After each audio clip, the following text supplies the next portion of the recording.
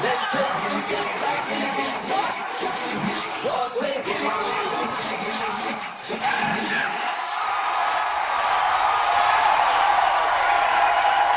Hello ನಮಸ್ಕಾರ.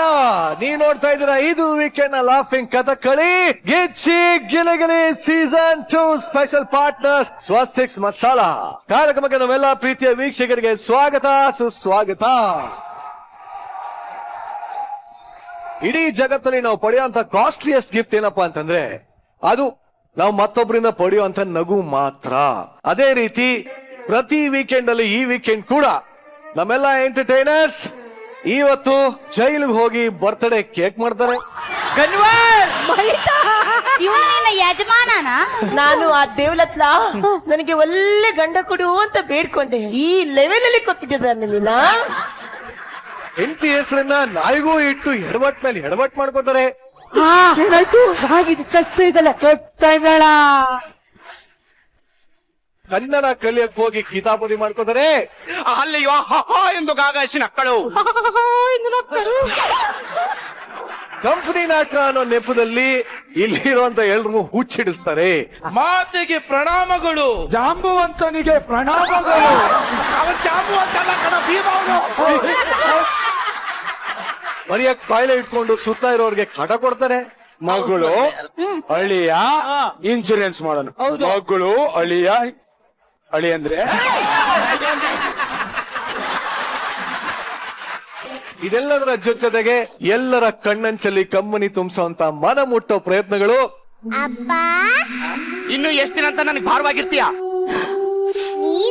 ಶಕ್ತಿ ಒಂದ್ ಕೆಲಸ ಮಾಡ್ಬೇಕನ್ನ ಜ್ಞಾನ ಇಲ್ಲ ಇವಳಿಗೆ. ಏನ್ ಪಾಪ ಮಾಡಿದೋ ಗೊತ್ತಿಲ್ಲ ಈ ಮನೆಯಲ್ಲಿ ಹುಟ್ಟೋದಕ್ಕೆ. ನೀನೇ ನನ್ನ ಹೀರೋ.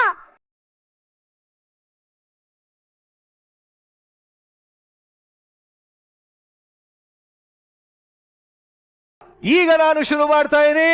ಇದು ನಿಮ್ಮ ವೀಕೆಂಡ್ ನ real entertainment Gichchi Giligili season 2. ಈಗ ಈ ವೀಕೆಂಡ್ ಲಾಫಿಂಗ್ ಕಥಗಳಿಗೆ ನಮ್ಮ ಜಜಸ್ ನ ಬರಮಾಡ್ಕೋಣ. Let's welcome punching queen Shruti madam ಹಾಗೂ ಕಾಮಿಡಿ ಕಿಂಗ್ ಸಾಧು ಮಹಾರಾಜ್.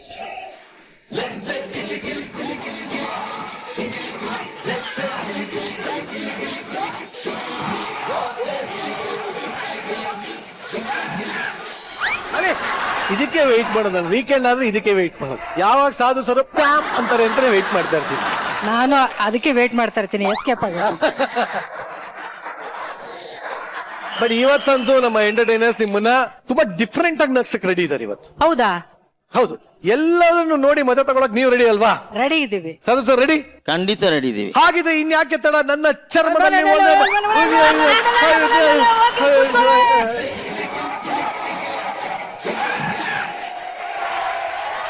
ಈ ಸಂಚಿಕೆಯಲ್ಲಿ ಬರ್ತಾ ಇರೋಂತ ಮೊಟ್ಟ ಮೊದಲ ಪರ್ಫಾರ್ಮೆನ್ಸ್ ನಮ್ಮೆಲ್ರಿಗೂ ಜೀವ ಕೊಡೋದು ಅಮ್ಮ. ಆದ್ರೆ ಆ ಜೀವಕ್ಕೆ ಒಂದು ಅರ್ಥಪೂರ್ಣವಾದ ಜೀವನವನ್ನ ಕೊಡೋದು ಅಪ್ಪ. ಆದ್ರೆ ಆ ಜೀವನ ರೂಪಿಸೋ ಜಂಜಾಟದಲ್ಲಿ ಈ ಅಪ್ಪ ಅನ್ನೋ ಜೀವ ಕೆಲವರಿಗೆ ವಿಲನ್ ಆಗೇ ಕಾಣಿಸ್ತಾ ಇರ್ತಾರೆ. ಯಾಕೆ ಆ ಅಪ್ಪ ಅನ್ನೋ ಸೂಪರ್ ಹೀರೋ ಕೆಲವೊಂದು ಟೈಮ್ ಅಲ್ಲಿ ವಿಲನ್ ಆಗ್ತಾನೆ ಅನ್ನೋ ಎಲ್ಲರ ಪ್ರಶ್ನೆಗೆ ಉತ್ತರ ಕೊಡೋದಕ್ಕೆ ವೇದಿಕೆ ಮೇಲೆ ಬರ್ತಾ ಇದ್ದಾರೆ. ಚಪ್ಪಾಳೆಗಳೊಂದಿಗೆ ಸ್ವಾಗತಿಸಿ ಮಹಿತಾ, ಶಿವು, ಜಾನ್ವಿ, ಚಿಲ್ಲರ್ ಹಾಗೂ ಅಮೃತ.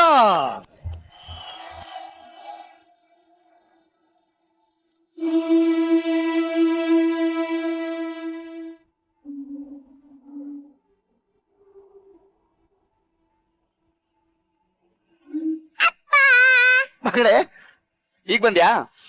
ಹೆಂಗಿತ್ತು ಶಾಲೆ? ಸೂಪರ್ ಆಗಿತ್ತು. ಚೆನ್ನಾಗಿತ್ತಾ? ಅಪ್ಪ ಏನ್ ಮಾಡ್ತಿದ್ಯಾ? ಅಯ್ಯೋ ಈ ಶರ್ಟ್ ಹರಿದಿತ್ ಕಣಮ್ಮ, ಒಂಚೂರು ಹೊಲಿಗೆ ಹಾಕೋತಾ ಇದ್ದೆ. ಅಯ್ಯೋ ಅಪ್ಪ ನಿಂಗೊಂದು ಹೇಳದೆ ಮರ್ತ್ಬಿಟ್ಟೆ. ಏನ್ ಕಂದ? ಸರಿ, ಅದು ನಿಂಗೆ ಸರ್ಪ್ರೈಸು. ಏನ್ ಸರ್ಪ್ರೈಸು? ಅದು ನನ್ ಸ್ಕೂಲಲ್ಲಿ ಪ್ರೈಸ್ ಕೊಟ್ರು.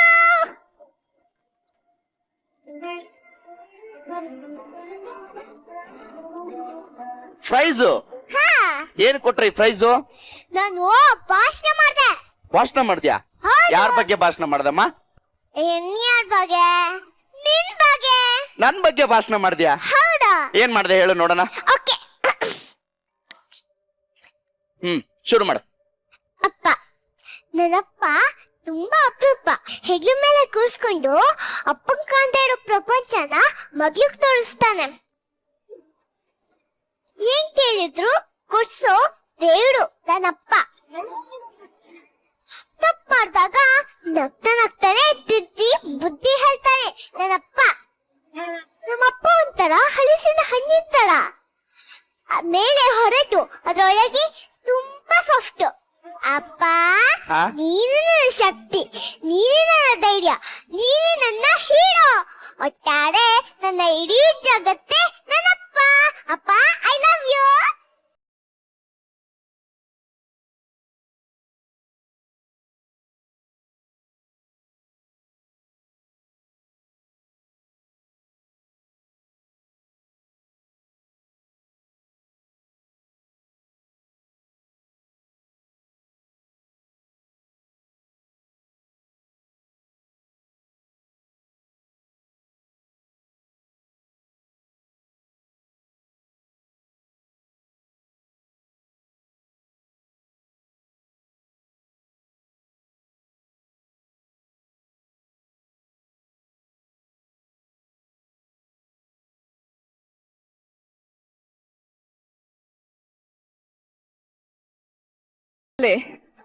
ನನ್ನಪ್ಪ ನನ್ನನ್ನು ತುಂಬಾ ಪ್ರೀತಿಸ್ತಾ ಇದ್ದ.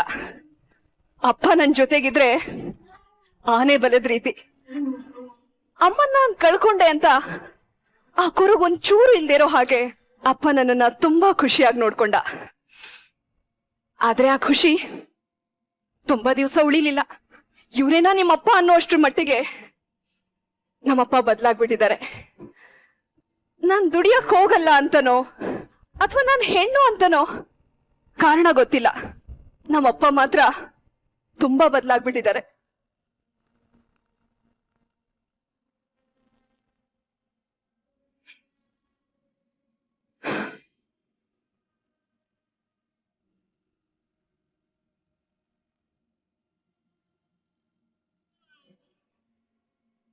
ಎಷ್ಟ್ ಸಲ ಹೇಳಿದೀನಿ ಇವಳಿಗೆ ಬಟ್ಟೆ ಎಲ್ಲ ಹಿಂಗ್ ಹರಡಿ ಇಡ್ಬೇಡ ಅಂತ. ಹೇಳಿದ್ ಮಾತ್ರ ಒಂದು ಕೇಳಲ್ಲ. ಜಾನ್ವಿ, ಏ ಜಾನ್ವಿ, ಅಪ್ಪ, ಎಷ್ಟ್ ಸಲ ಹೇಳಿದೀನಿ ನಿನಗೆ ಬಟ್ಟೆನೆಲ್ಲ ಹಿಂಗ್ ಹರಡಿ ಇಡ್ಬೇಡ, ನೀಟಾಗಿ ಮಡ್ಚಿಡು ಅಂತ. ಈಗ ಎತ್ತಿಡ್ತಾ ಇದೆ ಅಪ್ಪ. ಏನ್ ಎತ್ತಿಡ್ತಾ ಇದ್ದು? ಅಡ್ಗೆ ಏನ್ ಮಾಡಿದ್ಯಾ? ಇನ್ನು ಮಾಡಿಲ್ಲಪ್ಪ. ಇಷ್ಟೊತ್ತಂಕ ಏನ್ ಕತ್ತೆ ಕಾಯ್ತಾ ಇದ್ದ ಮತ್ತೆ?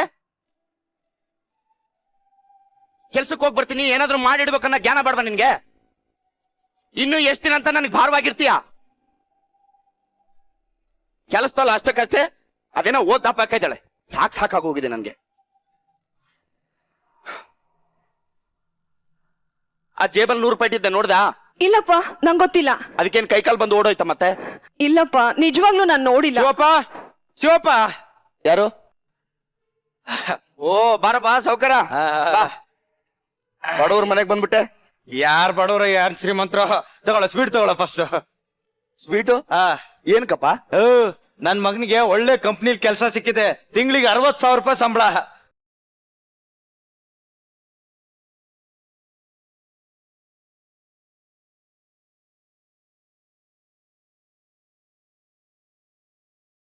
ಎಷ್ಟೊಂದೆ ಸಂಬಳ? 60,000. ಒಂದ್ ಸ್ವಲ್ಪ ಜೋರ ಕೂಗಿ ಹೇಳು, ಮನೆ ಒಳಗಿರೋರ್ಗೂ ಕೇಳಿ. ಏಯ್, ಏನ್ ಹೇಳ್ತಾ ಇದೀಯೋ? ಏಯ್, ಹೆಣ್ಣೆತ್ತೋ ಸಂಕಟ ನಿನಗೇನೋ ಗೊತ್ತಾಗ್ಬೇಕು. ಇವ್ರನ್ನ ಸಾಕ್ಬೇಕು, ಬೆಳೆಸ್ಬೇಕು, ಸ್ಕೂಲಿಗೆ ಕಳಿಸ್ಬೇಕು. ಏಯ್ ಸುಮ್ನೆ ಇರು. ಹೆಂಗಿದ್ಯಮ್ಮ? ಟೇಬಲ್ ಮೇಲಿತ್ತು. ಚೆನ್ನಾಗಿದೆಯೇನಮ್ಮ? ಅವಳಿಗೇನು, ಆರಾಮಾಗಿ ಇರ್ತಾಳೆ. ತಂದ್ ಹಾಕಿದೀನಲ್ಲ, ಕತ್ತೆ ತರ ದುಡಿತಾ ಇದ್ದೀನಿ. ಇಷ್ಟು ವಯಸ್ಸಾದ್ರೂ ಒಂದ್ ಕೆಲಸ ಮಾಡ್ಬೇಕನ್ನ ಜ್ಞಾನ ಇಲ್ಲ ಇವಳಿಗೆ.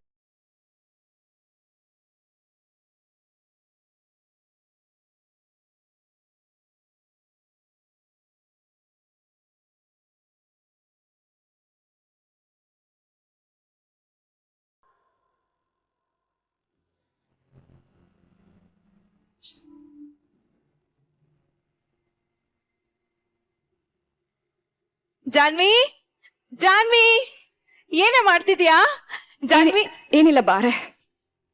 ಯಾಕೆ, ಏನಾಯ್ತು? ಏನಿಲ್ಲ ಅನ್ನಲ್ಲ. ಏನಾಯ್ತು? ಈಗ ಹೇಳ್ತೀಯೋ ಇಲ್ವೋ ನೀನು? ಜಾನ್ವಿ,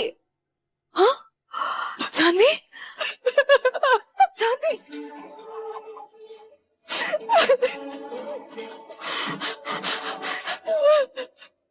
ಯಾಕೆ ಅಳ್ತಾ ಇದೆಯಾ?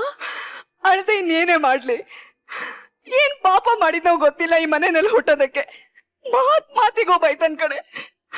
ನನಗ್ ಮನೆ ಕೆಲ್ಸ ಮಾಡಕ್ ಬರಲ್ವಂತೆ, ನಾನ್ ದುಡಿಯಲ್ವಂತೆ, ನಾನು ಹುಟ್ಟಿರೋದೇ ಭಾರ ಅನ್ನೋ ರೀತಿಯಾಗಿ ಮಾತಾಡ್ತಾರೆ ಕಣೆ. ಹುಟ್ಟಿದ್ರೆ ಗಂಡ್ಮಕ್ಳೇ ಹುಟ್ಬೇಕು ಅಂತ ಪದೇ ಪದೇ ಹೇಳಿದ್ರೆ ನನಗೆ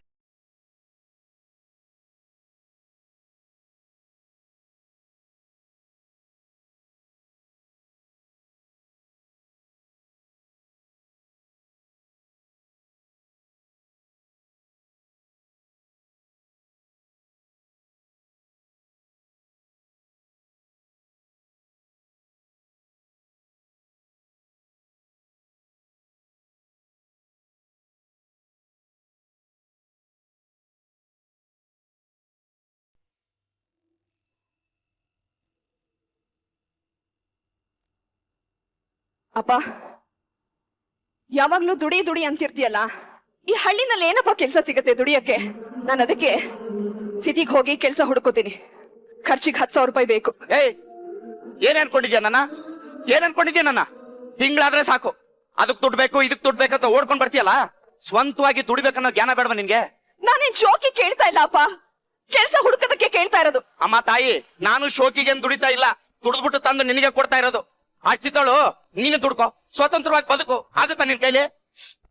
ನಾನು ದುಡಿಯಕ್ಕೆ ಹೋಗ್ತಾ ಇರೋದು. ದುಡ್ದ್ಬಿಟ್ಟು ನಿನ್ ದುಡ್ಡು ನಿನಗೆ ವಾಪಸ್ ಕೊಡ್ತೀನಿ. ಸಾಲ ಅಂತ ಆದ್ರೂ ಕೊನೆ ಬಾರಿ ಕೊಟ್ಬಿಡು, ಆದಷ್ಟು ಬೇಗ ನಿನ್ ಸಾಲ ತೀರಿಸ್ತೀನಿ. ಏಯ್, ಹೆತ್ತೋರ್ ಹೊಟ್ಟೆಗೆ ನಿಮ್ಮಂತ ಮಕ್ಕಳು ಭಾರ ಕಣೆ, ಭಾರ. ಛೀ!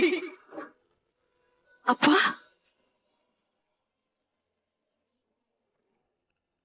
ಇಷ್ಟೆಲ್ಲ ಕೇಳಿಸ್ಕೊಂಡ್ಮೇಲೆ ಒಂದು ಕ್ಷಣನೂ ನಾನು ಈ ಮನೆಯಲ್ಲಿ ಇರಲ್ಲ. ಕೆಲ್ಸ ಸಿಗ ತನಕ ಈ ಹೊಸಲು ತುಳಿಯಲ್ಲ. ಬರ್ತೀನಿ.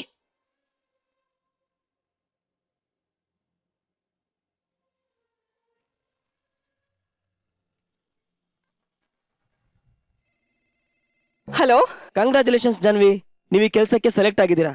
ಆದಷ್ಟು ಬೇಗ ಕೆಲಸಕ್ಕೆ ರಿಪೋರ್ಟ್ ಮಾಡ್ಕೊಂಡ್ಬಿಡಿ. ಹಲೋ ಅಮೃತ, ಹೇಳಿ. ನನಗೆ ಕೆಲ್ಸ ಸಿಕ್ತು ಕಣೆ, 40,000 ಸಂಬಳ. ಹೌದಾ? ಹ್ಞೂ ಕಣೆ, ಇಷ್ಟ ಬೇಗ ಕೆಲ್ಸ ಸಿಗುತ್ತೆ ಅಂತ ನಾನು ಅನ್ಕೊಂಡಿರ್ಲಿಲ್ಲ. ನಾಳೆನೆ ಊರಿಗೆ ಬರ್ತಿದ್ದೀನಿ ಕಣೆ. ಸರಿ ಬಿಡೆ, ಒಂದೊಳ್ಳೆ ಕೆಲ್ಸ ಸಿಕ್ತಲ್ಲ, ಅದೇ ಖುಷಿ. ಬೇಗ ಬಾ.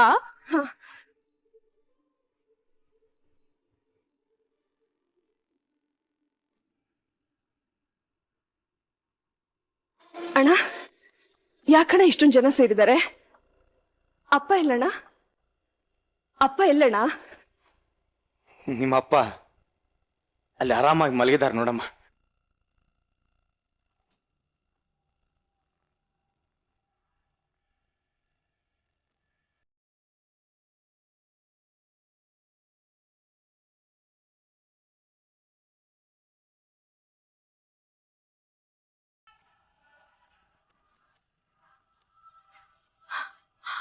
ಅಪ್ಪ, ಅಣ್ಣ ಅಪ್ಪಂಗೆ ಏನಾಯ್ತಣ್ಣ? ನಿಮ್ಮ ಅಪ್ಪನಿಗೆ 6 ತಿಂಗಳ ಹಿಂದಾನೆ ಹಾರ್ಟ್ ಪ್ರಾಬ್ಲಮ್ ಇತ್ತು ಕಣಮ್ಮ.